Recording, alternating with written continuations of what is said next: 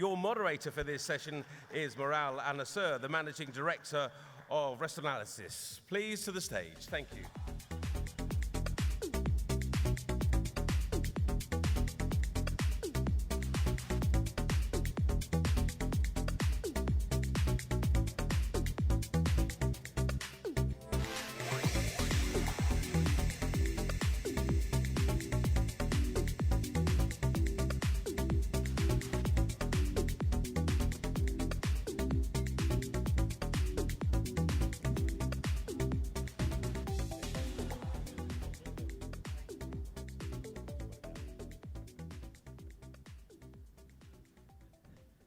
Good afternoon, everybody. Murad Al-Nasser with Rest Analysis, and I don't know why I'm sitting here. Minnie asked me to do a panel discussion, and I was surprised when I found out it's about digital marketing. I'm the last person that knows anything about digital marketing. I still remember the buzz from America Online, if you remember, when you turned on the modem and it went shh. You got mail. That's as far as I can go with digital marketing. So I had to teach myself in the last couple of days about digital marketing, and then I realized that it's hopeless for me. To summarize it, what I found out through my research yesterday is we need to talk about branding, websites, applications, e-commerce, content marketing, graphic, videos, SEO, social media, online sales, viral, mobile marketing, emails, pay-per-click, influencers, drones, virtual reality, voice search, and they added one last one to really make me mad, chatbots, which I couldn't understand anyway. So I'm counting on the panel to help me sort through this big list, only to find out that it's simply marketing that involves electronic devices. How simple can it be? Kataki, how are you? Your brand is very popular in the region after they launched from the Philippines, Jollibee. And I've been watching the growth of the brand through the lines you have at your locations. Surprised me that most of your clients are narrowed down to a demographic. You don't cater to a lot of different nationalities. And I know some of the brands might suffer from that, especially if they are imported from outside the region. How can you leverage digital marketing to invite new clients, change the demographics, appeal to a different group of people? So the best thing that you said was the whole list, and what does that stand for? All of that. So yes, I'm sure everyone knows Jollibee is a brand which is from the Philippines, but just as a correction, it's not a Filipino brand. Yes, it is from Philippines, yes. We have an absolute proud heritage that we talk to the Filipino community, and it, yes, of course, is a strong brand within that community. Having said that, I'll just say KFC as an example. It did come from America, but it is an American brand, but doesn't have this kind of perception. It's, at the end of the day, fried chicken that we're talking about. So Jollibee as a brand has a different requirement in, I wouldn't say in the region, it is a global brand, more than 16 countries in the US and the UK, but again, at the end of the day, people still say, oh, you're from the Philippines.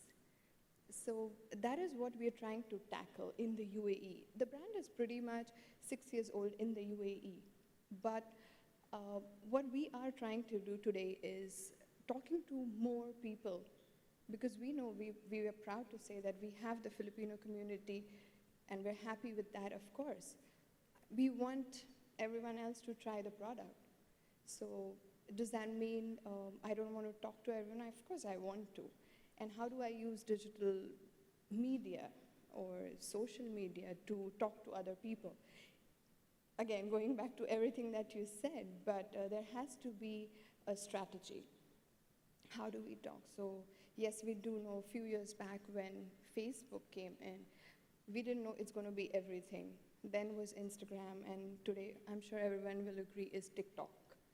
Right? Google was used just as a search engine. Today, what Google or GA, like we say, is to add to your list is Google Analytics. What it does is phenomenal. Like, I know when the customer has gone to the website, how many minutes did he spend on each page? When did he drop out from a particular page? And that's all what we want to study. We want to see, why is a customer dropping off? Did he see the menu and after that he dropped off? Does he not like my menu? Does he think the price point is an issue? So there's so much that we learn, and we want to work on that. And basically, these are all the things that we're doing. So, of course, we all know Facebook, Instagram does not track nationality. How do I talk to someone who is an Indian or a Pakistani? It's all based on interest targeting. So things like these, of course, is what we are concentrating on. Very good, thank you. Amir, your brand is outstanding. Love Papa John's, especially if you like pizza, you like Papa John's. Papa John's have succeeded in the market from the initial start. If you look at the product, the service, the quality, the price point, do you find that one of those, if you focus on it in digital media, will help you grow the business more than others? Is it the price point that drives the delivery in pizza? Or is it the quality of the pizza? Or is it the service?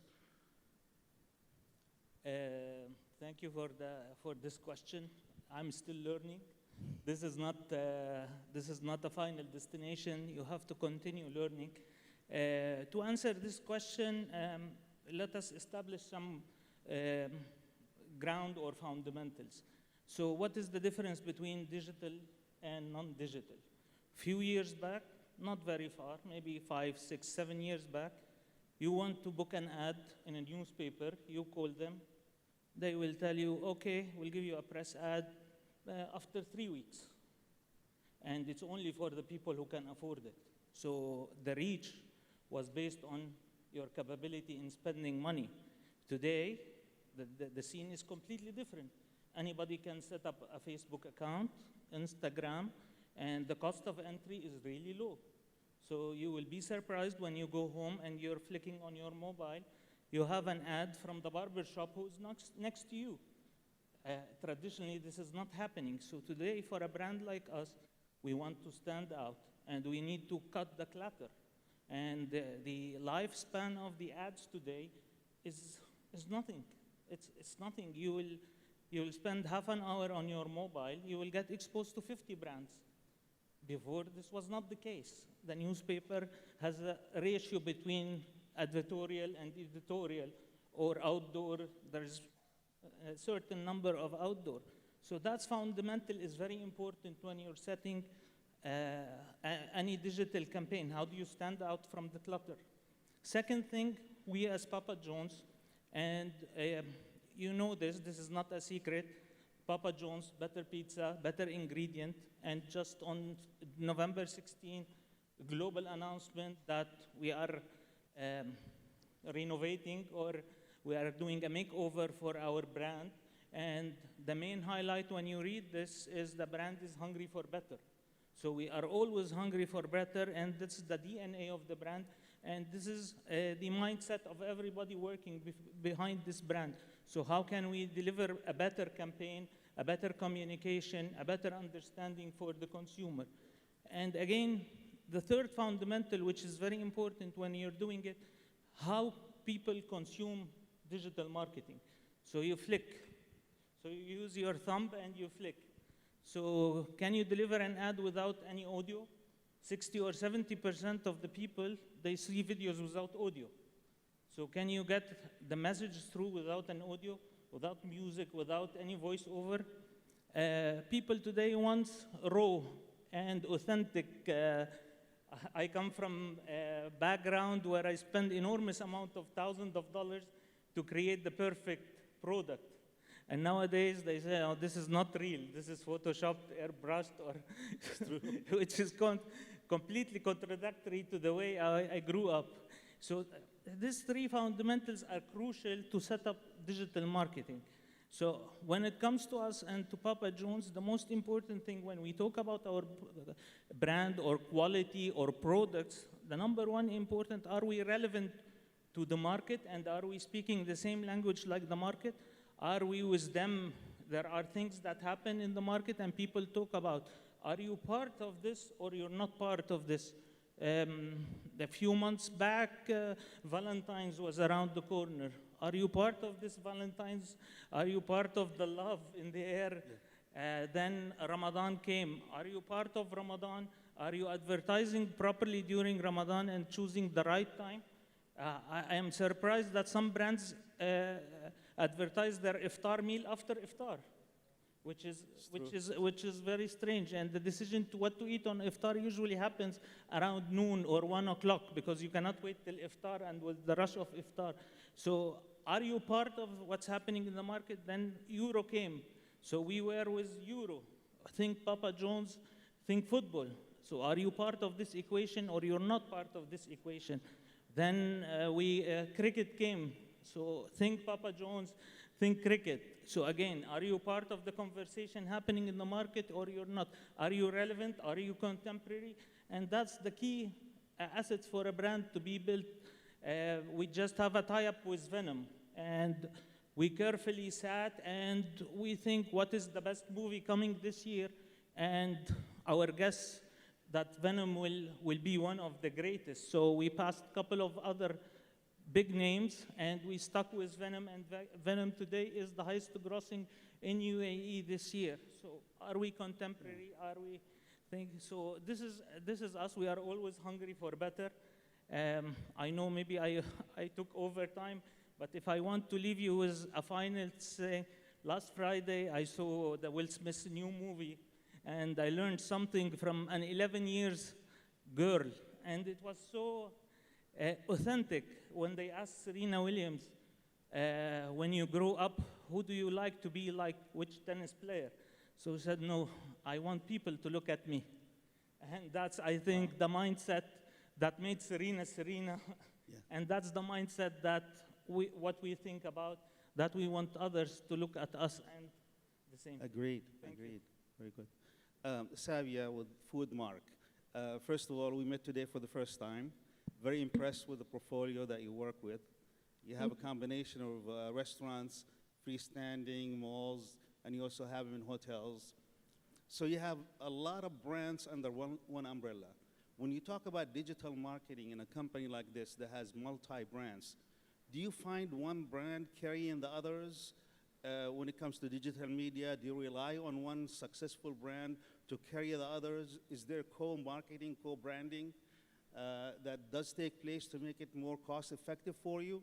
Or does every brand have to stand on its own when it comes to digital marketing? Okay, thank you for that question, Murad, and the introduction as well. I'll break that question. So what makes a brand a strong brand? A brand that has recognition and loyalty. And the reason that it has loyalty is because consumers have preferred this brand above the other brands. And they're loyal to this. So every portfolio has strong anchor brands and then lesser known brands. Either they're nascent, they're new, or they've just been launched for 2 or 3 years and they've taken that time to arrive. What I wouldn't do in the traditional world was cross-promote a weaker brand through a stronger brand, because in way of SMS or email, people have opted to have agreed to get promotional material from the stronger brand because they love this brand. And sometimes it's a turn off to send communication of a brand they never knew, to say that this brand B has now opened. It would also ward off or turn off some loyal customers. But now we're in the age of digital. All we need is the stronger brands database, a bunch of mobile numbers, email addresses, and you can take off. Digital has always been innovating, even before the pandemic, but I think now, through the pandemic, They've taken everything to the next level. Digital innovates every day. I mean, if people use the back end of brands like Facebook or Instagram, YouTube, they would know that there are changes in the back end, the technical bit, every week or every 2 weeks. There are tools in social media, and I won't make this so technical, Murad, so you get it. So there are tools called like custom audience, where you take your phone numbers, mobile numbers, and put it into Facebook, and then it processes it. It sends your ads to people who have opted to receive that promotion. Having said that, when you're promoting a stronger, a lesser-known brand, let's call it brand B. When you're promoting brand B and you want to use the database of brand A, you can do this, and that's what I call being discreetly intrusive. You can intrude and advertise to these customers and tell them about brand B without knowing that you've intervened into those rights that they gave you for brand A. So apart from these, there are many, many tools that all kinds of platforms use. You can also target, even if you didn't have a database, you can target by likes, demographics, interests. So you can build up a whole world of targeting, and it is amazing how narrow you can go with the targeting. There's also a price to it. So the narrower you target, the more expensive it is. Digital is a whole world of possibilities. If you invest in a lot of digital, especially into omni-channel marketing as well, there's a lot of analytics that goes in the back end on a daily basis that you will be amazed. So whether you can piggyback lesser known brands on the back of strong brands, absolutely, without the customers who are loyal to the strong brands even knowing about it. Thank you, thank you. Stefano, friends from 10 years ago, right? 10 or more? Yeah, something like that, yeah. Something like that. I've met you about 10 years ago, and we're talking about a French brand. And how many of you know this French brand that Stefan represents, O Tacos? One, You're two. cheating you. Okay. How many of you think it's a Mexican food? O Tacos? Tacos, Mexican? Mexican? I told you. By the way, it has nothing to do with Mexican food. It's It's time to wrap actually it up. French. It's time to wrap it up. I need to tell you the secret, but we are not Mexican. I found that out today. As a matter of fact, the founders who created that brand, O Tacos, they thought they were doing like a shawarma style thing, and they decided to call it taco because they thought it was a taco, but it was more a burrito or something like that. But at the end of the day, we got nothing Mexican. We do what we call now French tacos, okay? French and it's a proper segment now. But I invite you to look at it because even me, the first time, after 20 years in the F&B business, I couldn't understand anything, but I'll come back to that. It's a French taco, and the reason why I bring it up is because I think you're on the market to try and find some partners maybe to bring the brand to the region. And while we're talking about digital marketing, let's say during your visit you have found a partner, you signed a franchise agreement. What would be the first thing you would do in digital marketing to introduce the brand to the market? We'll probably do what we've done in France, but just to put you in situation and understand where we come from, we today as a group called the QSRP, P for platform, we have 1,100 restaurants. I think we're closing at 1,150 this year, made of master franchise. We're master franchisee for BK in Belgium, Luxembourg, Italy, Poland. We own a brand called Quick Burger, for people who know it. It was the one of the most important brands about 20 years ago in France and Belgium. We have as well Nordsee, or Nordzi, which is a German brand with about 400 locations, and the one I represent here, which is O Tacos. So before answering your question, Murad, I think we need to come back to make sure people understand what is it, because if there's a serious, very close link between digital and O Tacos. So basically, these three founders, 5 years ago, And by the way, we're going to close to 300 locations now in next month. Just, they didn't invent anything. They reinvented a shawarma, but they were the first one to make a chain out of it, and the first time to do it halal in France. So if you add the halal, the suburban style, the rap, we said the rap music, plus a name which got nothing to do with the Mexican thing, serious recipe, but it went absolutely crazy. Each location opened since 2016. At each opening, there's about 500-meter queue at each opening for 2 days. And the reason for that, these guys created something as digital natives. In 2016, nobody in France used social networks for food. They were the first one to use that. And the main reason, they had no money. So they couldn't put billboards, they couldn't go on the radio, they couldn't do. The only thing they could do is being smart. And they started to use the social networks to build the company. And Otacos is today the biggest social networks in F&B, not only in France, in all the countries we are now.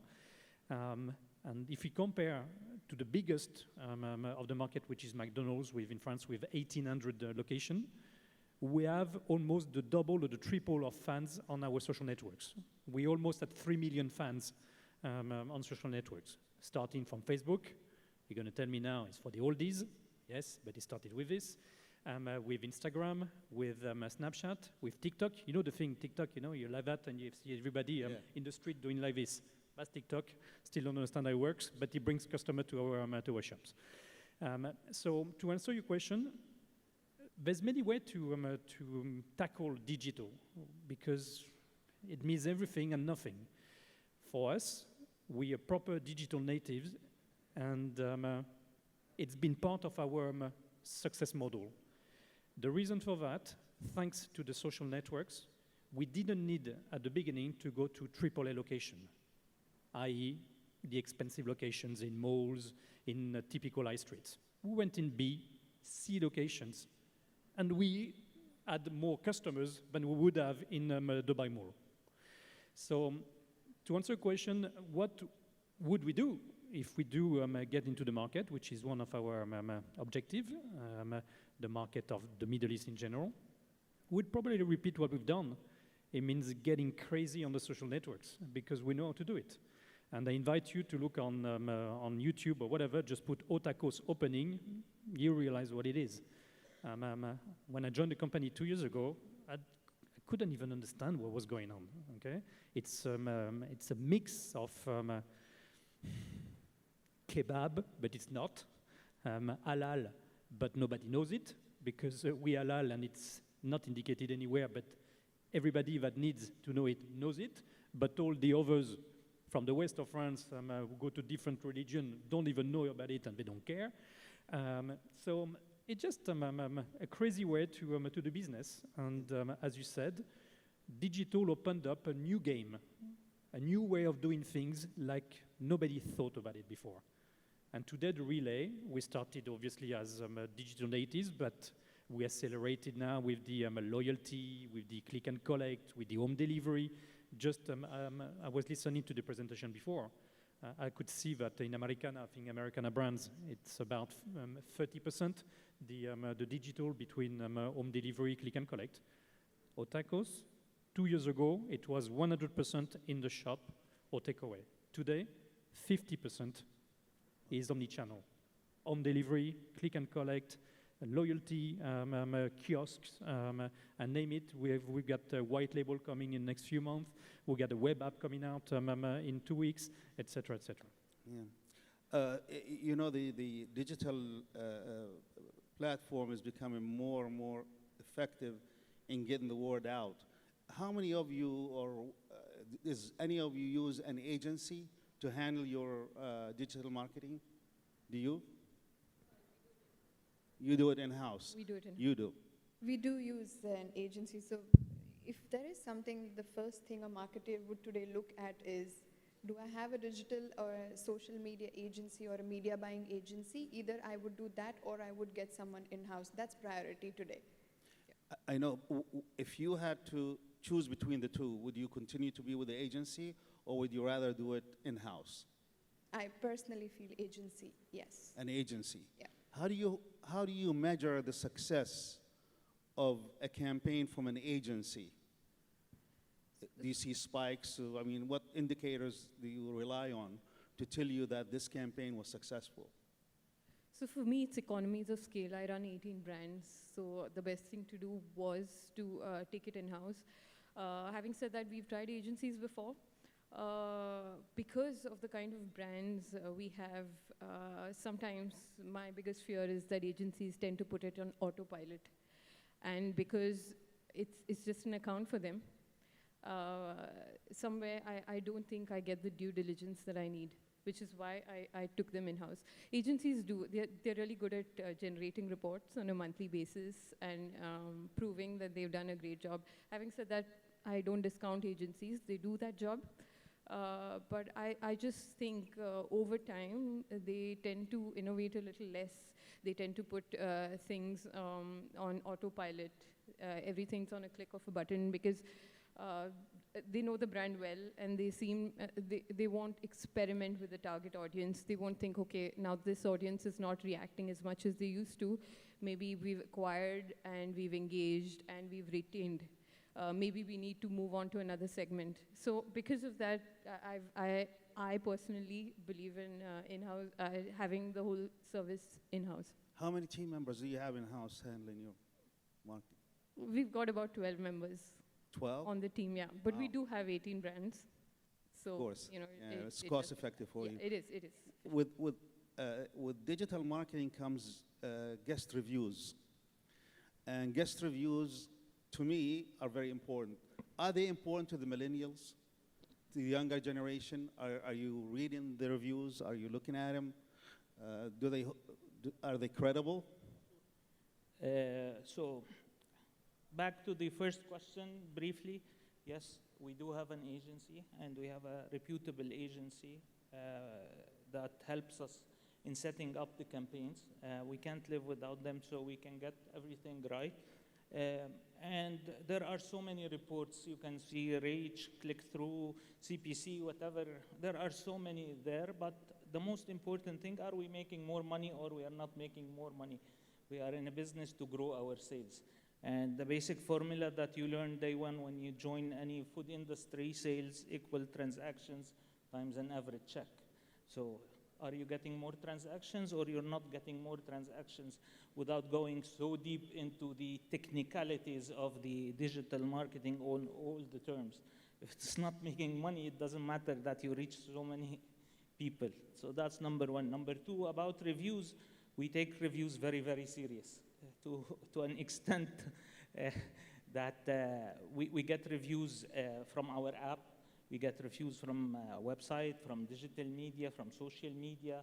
Even we have reviews on the likes of Zomato and Deliveroo, and we have ratings. And we definitely apologize when we do something wrong. This is not a perfect, we are not robots. So any industry that you might do a mistake, and we treat it very well, and we track the number of reviews. Is it declining or is it increasing?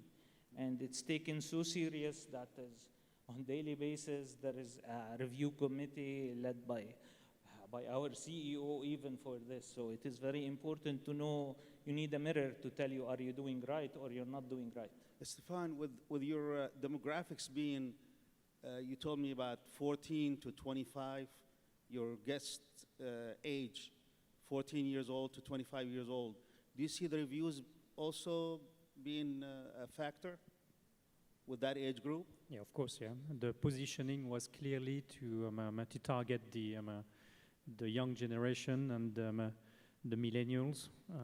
Obviously, only in 5 years, our customers are already very different. As I said, we started as a big push on Facebook, and now the heart of our customers, they don't even know what's Facebook. So We still have some older customers, but basically we get them from college till university, and obviously now in building the brand, we're trying to retain our customers longer, which is a great challenge for us.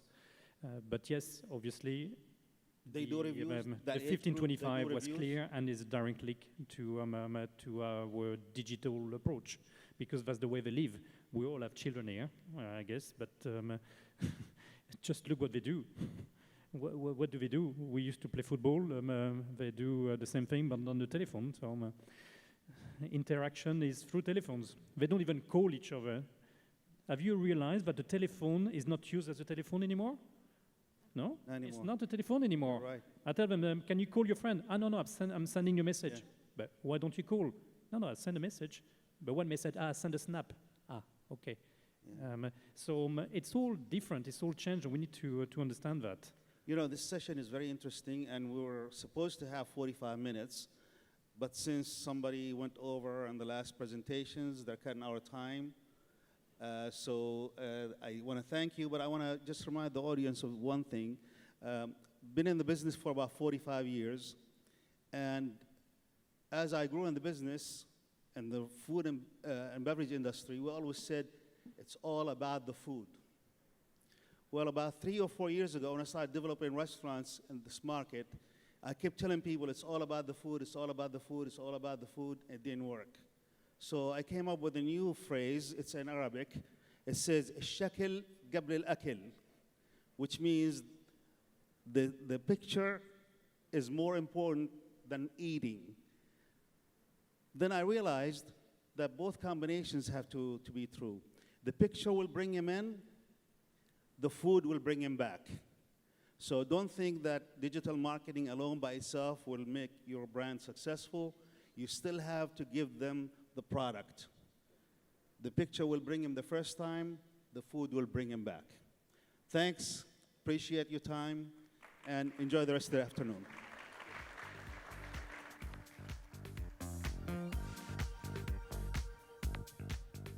Thank you very much to Murad and the panel there. Fabulous, fabulous discussion point. Now, ladies and gentlemen, it's time for a quick break. We're going to be back here underway again at 4:20.